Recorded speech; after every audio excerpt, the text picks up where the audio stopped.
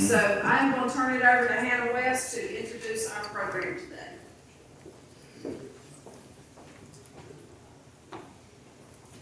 Good afternoon, everyone. As I was driving over here today for my first in-person meeting in quite some time, I was thinking about this time last year, almost to the day, when I was doing a presentation for this group from my living room over Zoom, and I shared sort of some of the impacts that COVID-19 had begun to have on our services at Hospice of Davidson County and how we were working to navigate that. Like so many of you, this has been a very challenging year, especially for those of us in healthcare who have worked really hard to ensure that our services are accessible and available for so many people. So I'm very excited to introduce today's guest, Cole Warner. He is our digital health program manager. It's a new title for him, and I don't quite have it down yet. Cole joined us a few years ago as a licensed grief counselor, and has really worked very hard to make sure that our services are accessible, and especially during COVID-19. He has really led some of the higher level work at Hospice of Davidson County as we have pivoted to meet our services and to ensure that everyone who needs support during this time needs it. So without further ado, I'll bring Cole up here.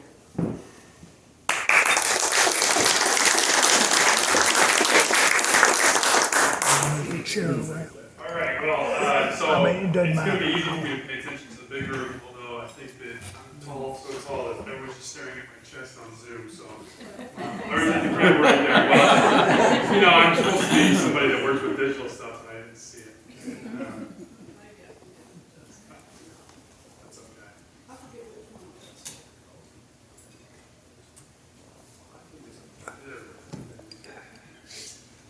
So like Hannah said, I joined Hospice as a bereavement counselor. My background is in clinical mental health counseling. Before I moved to North Carolina, I lived in Morgantown, West Virginia, and did primarily addictions counseling. That was about 75% of my job. And I worked with opioid, people who were addicted to opioids and heroin. And grief was something that I really probably wasn't too familiar with. Obviously, it affects us all, right, in some way, so I had some familiarity with it. But working with people who are grieving on a regular basis was something different for me. And, you know, the term COVID, I know it's everywhere, right, and we've had about 1 million conversations. I talk about it in just about every meeting that I do. It's not that, you know, the way I will present this today is not that there aren't lots of challenges, but I think that there's a lot of opportunities that we've been able to take advantage of that we were thrust into that we hadn't seen before. And a lot of, you know, we talk about the word accessibility, what that means for people, and I think that we're able to connect with actually a larger population than maybe we sort of focused ourselves into before kind of having to figure out how to do things in a new way. So like Hannah said, last year, especially healthcare, had to sort of balance sort of really having no idea. I always, you know, I make fun because when coronavirus, right, that term, right, like, you know, I always used to just think of sneaking Corona beer at the house when I was a little kid, or not a little kid, that's probably a little bit too much there, but at least when I was a teenager, right? So the idea that we would have this whole, just, you know, groundbreaking, really just life-altering, you know, virus that really no one knew anything about and knew how to handle, it's just crazy to me to look at the past year, and I know that's not a very eloquent way to describe it as crazy, right? But anyone who sits back and reflects on the way that their business has changed, especially if you're in healthcare, I don't know how many other ways to describe it, right? No one was really prepared for this, and especially an organization that's a little bit smaller like the one that I'm associated with. And so, you know, one of the first things that, you know, I thought about when we were dealing with all this is grief, right? That was my title. I was a grief counselor. I've worked with some people in this room on grief programming and really trying to, you know, we had started new programs within school districts, and it was really going great when we were sort of hit all this and had to stop. And so it felt like we quickly had to switch over a lot of what we did. And so the first thing to do is trying to assess needs for something that, I don't know if that was even really possible at the time, right? If you know, as sort of things started to shut down, I even think we went through a period where it really wasn't affecting people on a personal basis, right? That it was just something that we knew about and we knew that we sort of had to prepare for and whatnot. And as that went along and we started to see, you know, I work with clients, you know, and I hate to say it this way, but, you know, life didn't stop just because we were dealing with something new. And so we were still dealing with loved ones who were having their family members pass in our care, and they still needed the grief support, even if we weren't able to make it look like the same way it did 3 or 4 months or now 15 months ago. And so that really became a focus of ours. So the first thing that we did was, I think like everybody, was try to turn to Zoom or Microsoft Teams or whatever your flavor of choice is for digital platform. And we thought, well, this is, you know, our services aren't going to be the same, but at least we're providing something. And while that was really great, I don't think that that really is where we're at now. I think it's easy for us to say that we use digital platforms in a different way, but I don't think that we would say that anybody expected this. I used to make jokes on our team called, I'll see you Monday in the office, right? I was not ready to be out of the office and be working remotely for over a year, right? I was one of the first to say, I'm ready to go back, let's do it, right? And that's just not what was in the cards. And you know, for all of the sort of things that are happening now, I'm looking at lots of smiling faces now, which again, 6 months ago, we probably would all have been covered, right, or not meeting at all. You know, there's still a lot of, especially in healthcare, regulations that are dealt with, right? We still have very stringent mask policy and things sort of on our campus in attempts to make sure that we don't hurt our vulnerable population that we serve. And so I say all that to say that I think our digital programming is still evolving, and I hope to think that because I have a job that does that, and if it's not evolving, I don't know that I still will have a job 6 months from now, but hopefully it continues to evolve. So one of the things that we first identified is how do we meet the needs of our grieving families, right? That's one of the biggest things, because patient visits really for us never stopped. We may have slightly changed the way that they look, but that never really stopped, right? But a lot of our grief offerings did stop, not because of they lacked importance in any way, but they just had to change how they looked. And so one of the first things we started doing was Facebook Live. So even doing a thing like this, I don't mind talking to people, but I never liked talking in groups of people, right? You know, first off, don't find myself that interesting that people want to hear what I have to say, but also that when you are discussing something that is important to you or passionate to you, you feel like you know, no one holds that the same way. And the reason that I said that this is important, that I think this is important in grief, is people had to learn that too, right? It's not easy if you've lost someone, especially sort of in a very short time frame. It's hard to talk about that with other people. You know, I could go around this room and I would say everyone would raise their hand that they've lost someone in their life. But is everyone in here willing to come up to this microphone and talk about it? And I think that that is a, not that I ever asked anyone to do that, but even talking to people like this about their grief and their loss is sort of like that. And it was really a challenge to come over, I guess, I wouldn't say emotionally, but you know, it's not just hopping in front of the camera, hopping in front of people and doing it, right? You really got to work up the courage and feel like you have something to say that people want to hear, and people need to hear, people feel comfort from. And so we started doing weekly Facebook Live, and you know, I came up with topics from my house and just did it in a way, and I found just a way to connect with people. People would comment and things like that, and that sort of grew. And so we've started podcasts now that we do. We put out every other week that talks about all different topics. But once we identified that we could reach people in grief, that's when we started looking at things like a podcast that could look at all of our expertise. It's really hard to talk about topics like death and dying and terminal illness and cancer, right? Heart attack, stroke, all those words carry so much significance for everybody.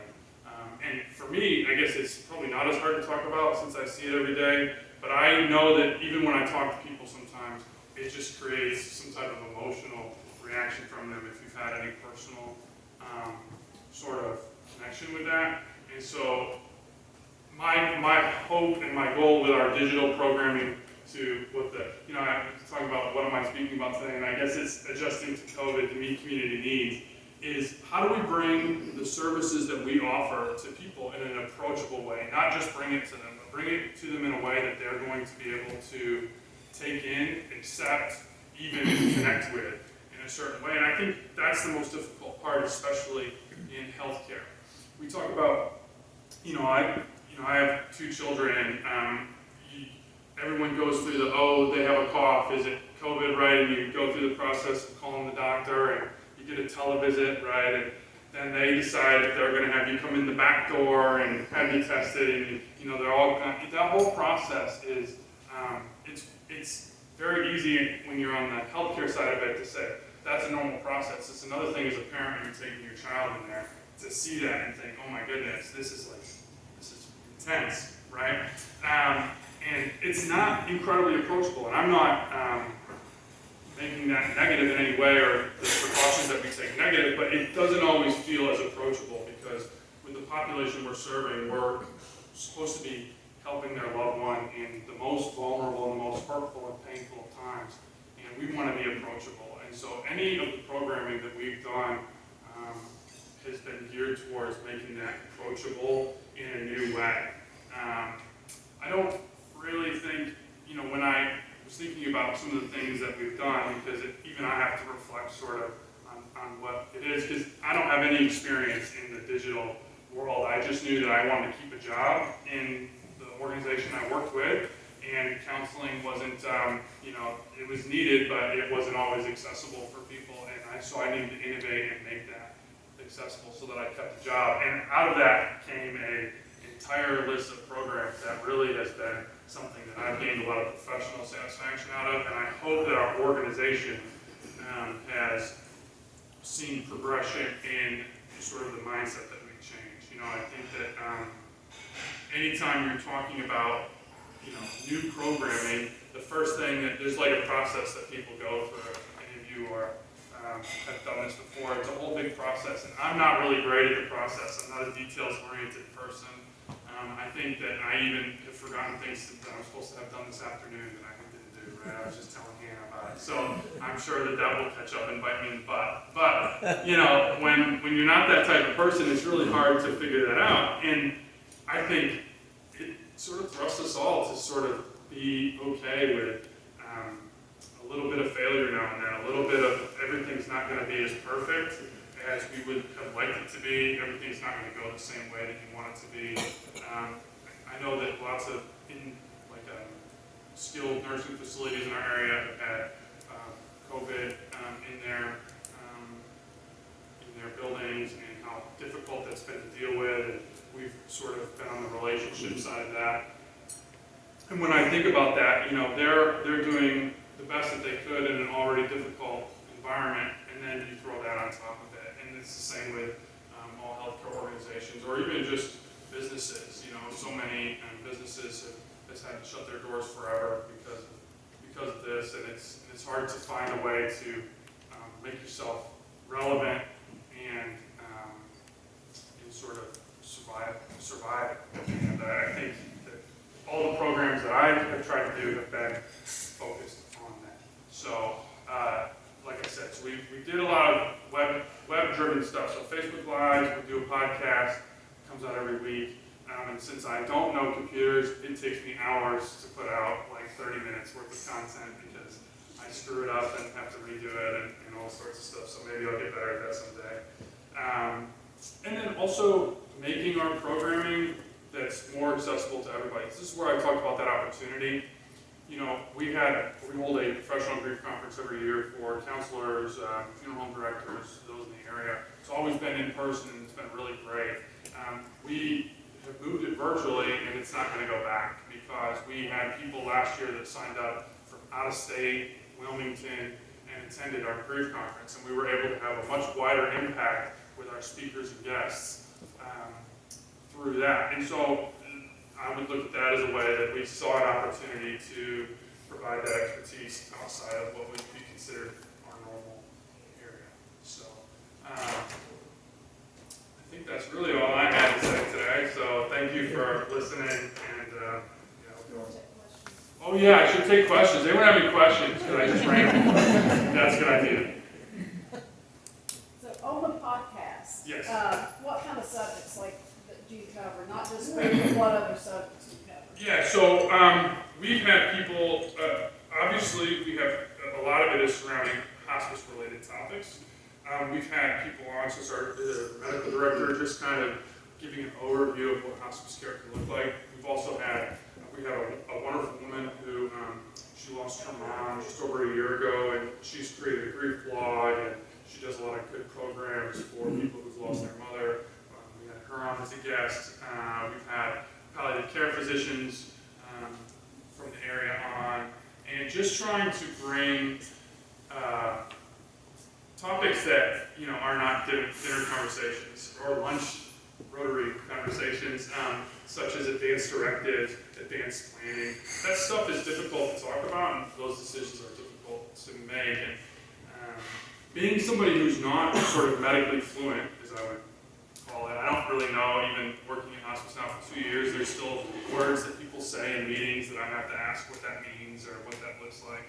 I think it's a little bit easier for me to bring that approachable because I don't know anywhere else to explain it. So I can't explain it like the doctors do or the nurses or whatnot. So we do all sorts of different topics like that. We've had senior services on. So it's really bringing both hospice expertise, but also just, I think, an engaged community is a community that we all need right now. More than ever, being able to, go to your restaurant, have your favorite meal or something like that seems so silly 15 months ago, right? And it's something that everybody needs right now. So that's what we're just trying to bring to the table. That answers your question. I think I saw one in the back. Yeah, my sister works at a long-term facility over in Archville, and they suffered during COVID with 17 of their patients dying and 2 of their staff. Did you find yourself having to offer grief counseling to staff members, or did y'all have similar circumstances? Yeah, so we, I offer grief counseling to our patients and families almost exclusively. We offer quite a bit of, we offer opportunities for our staff to engage. So one thing that we started, and I think, again, it's one of those things that I did, it wasn't my idea, but it saved my job, was coffee time with Cole. And so I guess it's catchy because of my name or something. But so I did that for staff every week. And we have different teams, and it's not, I wouldn't say that we are specifically relating it to their grief, but it's just a time for them to connect on something that's not work. So we talked about, I remember when everyone was going to have to figure out childcare with the schools being out, right? And I swear we talked about that for over 2 months. What are we going to do for childcare for my 7-year-old that's supposed to be sitting at home doing school all day while I have to go out and see patients, right? And the stress that caused for people, and trying to help them.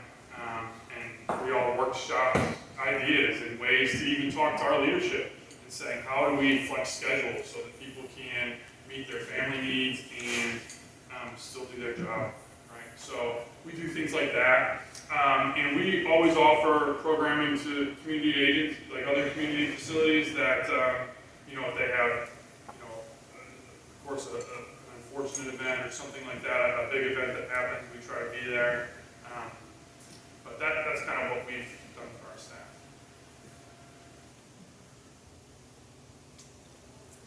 Any other questions? Nicole, thank you so much.